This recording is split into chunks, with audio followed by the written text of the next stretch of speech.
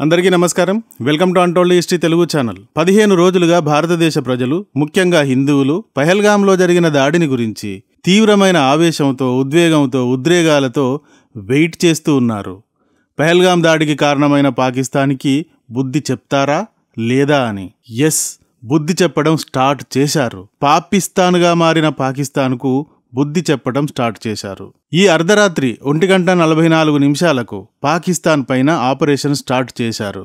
ఈ ఆపరేషన్ పేరు ఆపరేషన్ సింధూర్ అంటూ ప్రకటించారు. పహల్గాంలో పాకిస్తాన్కి చెందిన పాకిస్తాన్ ట్రైనింగ్ ఇచ్చి, ఆయుధాలు ఇచ్చి, అమాయక హిందువులపైన దాడికి దించిన పాపానికి శిక్ష మొదలైంది. అర్ధరాత్రి సరిగ్గా 1:44 సమయంలో భారత ఆర్మ్డ్ ఫోర్స్ ఆపరేషన్ సింధూర్ పేరుతో దాడులను ప్రారంభించింది. POJK పాకిస్తాన్ ఆక్రమిత జమ్మూ అండ్ కాశ్మీర్లలోని 9 ప్రాంతాలపైన బాంబు దాడులు చేశారు. ఎక్కడ నుండి భారతదేశంపై ఉగ్రవాద దాడులకు ప్రణాళికలు రూపొందించబడతాయో, అందుకు డైరెక్షన్స్ జరుగుతాయో ఆ ప్రాంతాలను డిటెక్ట్ చేసి, సెలెక్ట్ చేసి కొట్టారు. ఆపరేషన్ సింధూర్ గురించి రాత్రి 1:44 ఈ ఆపరేషన్ని ప్రారంభించామంటూ మన భారత రక్షణ మంత్రిత్వ శాఖ ఒక ప్రకటన కూడా రిలీజ్ చేసింది. ఇందుకు సంబంధించి ministry of defence government of India పేరుతో ఎక్స్లో పోస్టును షేర్ చేసింది కూడా. నేను ఈ పోస్టును యథాతథంగా మీకు చూపిస్తున్నాను, చూడండి. దీని యొక్క అర్థాన్ని కూడా యథాతథంగా వినిపిస్తాను, వినండి. ఈ పోస్టు అర్థం ఏమిటి అంటే, భారత ప్రభుత్వం ప్రారంభించిన ఆపరేషన్ సింధూర్ అనేది పహల్గాం ఆటంకవాదానికి ప్రతిస్పందనగా చేపట్టబడిన ఖచ్చితమైన మరియు పరిమితమైన చర్య. ఆ దాడిలో 26 మంది ప్రాణాలు కోల్పోయారు. ఆ దాడి అంటే పహల్గాంలో పాకిస్తాన్ ప్రేరేపిత ఉగ్రవాదులు చేసిన దాడిలో మన హిందువులు 26 మంది ప్రాణాలు కోల్పోయారు కదా, దీని గురించన్నమాట. వీరిలో ఒక నేపాల్ పౌరుడు కూడా ఉన్నారు. ఈ ఆపరేషన్లో పాకిస్తాన్ మరియు పాకిస్తాన్ ఆక్రమిత జమ్మూ కాశ్మీర్లలోని 9 ఆటంకవాద ప్రాంతాలను ఫోకస్ చేసి వాటి యొక్క మౌలిక సదుపాయాలపైన దాడులు నిర్వహించబడ్డాయి. ఇప్పుడు ఈ దాడులు అంతర్జాతీయ సరిహద్దులను దాటి నిర్వహించబడిన ఆటంకవాద యోచనలను లక్ష్యంగా చేసుకున్నాయి. గమనించదగిన విషయం ఏమిటి అంటే, పాకిస్తాన్ సైనిక స్థావరాలు ఏవీ కూడా దాడికి ఇందులో గురి కాలేదు. ఇది భారతదేశం సంతులితమైన ఉద్రిక్తతలకు దారి తీయని విధానాన్ని సుస్పష్టంగా సూచిస్తుంది.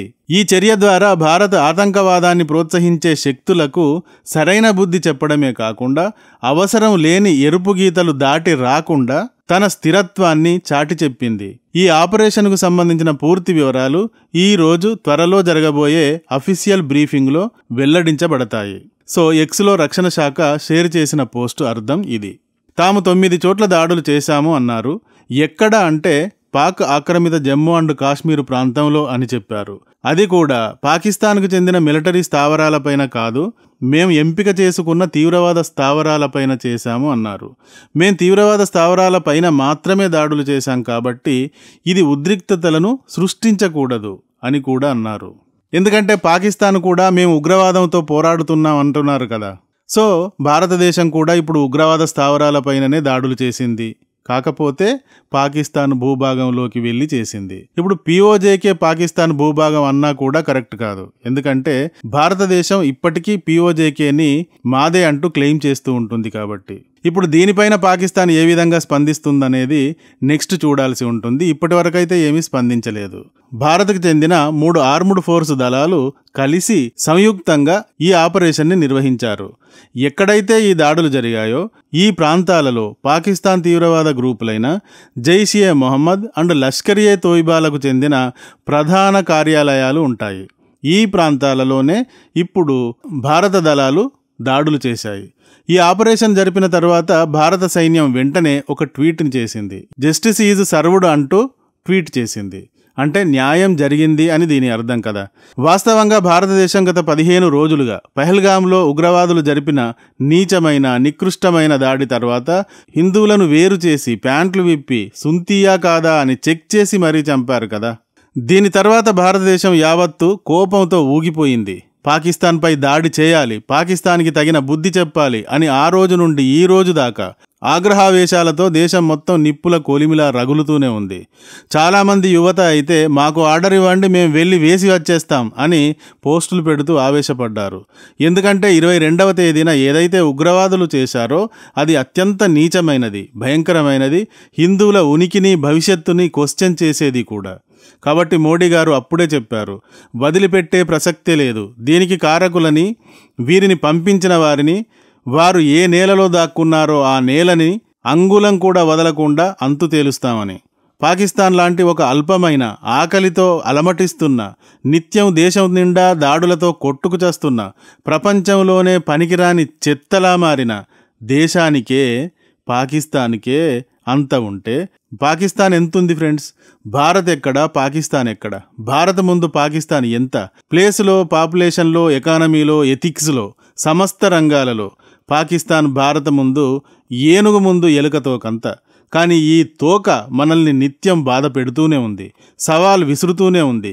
దోపిడీ దొంగలాగా అర్ధరాత్రి ఒంటి నిండా మసిపూసుకుని, ముఖానికి మాస్క్ వేసుకుని, ఇళ్లల్లో దోపిడీకి దిగే దొంగలాగా ఎక్కడో అరాచకం సృష్టించి తన ఉనికిని చాటుతూ అలాంటి నీచం చేసి భారత్ పైన, భారత్నే క్రమంగా లొంగదీసుకుని తనకు భయపడేలా చేసుకునేందుకు ప్రయత్నిస్తుంది. మరి అలా చేస్తే భారత్ ఏం చేయాలి? మరి పాకిస్తానే అలా చేస్తే భారత్ ఏం చేయాలి? అందుకే అర్ధరాత్రి 1:44 పాకిస్తాన్కి పటాకా మోగించింది. మొత్తం 9 ప్లేసులలో కొట్టి, అయితే ఈ కొట్టిన ప్లేసులను, దృశ్యాలను ఈ వీడియోలో చూపించలేకపోతున్నా. అలా ఏమాత్రం చూపించలేను, ఎందుకంటే అలా ఏమాత్రం చూపించినా యూట్యూబ్ పబ్లిష్ చేయనివ్వదు. సో నేను ఇందుకు సంబంధించిన, అంటే ఏ ఏ ప్రాంతాలలో దాడులు చేసింది అనేందుకు సంబంధించిన మ్యాప్ను ఇచ్చాను చూడండి. ఈ మ్యాప్ ప్రకారం పిఓజేకేలోని ముజఫరాబాద్లో 2 చోట్ల, కోట్లీ, గుల్పూర్, భీంబార్, సియాల్కోట్, మురిద్కే, ఈ ప్రాంతాలలో ఒక్కొక్క చోట ఈ ఆపరేషన్ సింధూర్లో భాగంగా దాడులు చేశారు. పాకిస్తాన్ ముందు నుండే భారత్ పిఓకే పైన దాడులు చేస్తుంది అంటూ అక్కడి ప్రజలను, కొన్ని ప్రాంతాలలోని ప్రజలను, ఉగ్రవాద స్థావరాలను కూడా తరలించినట్టుగా మనం వార్తలలో చూసాం.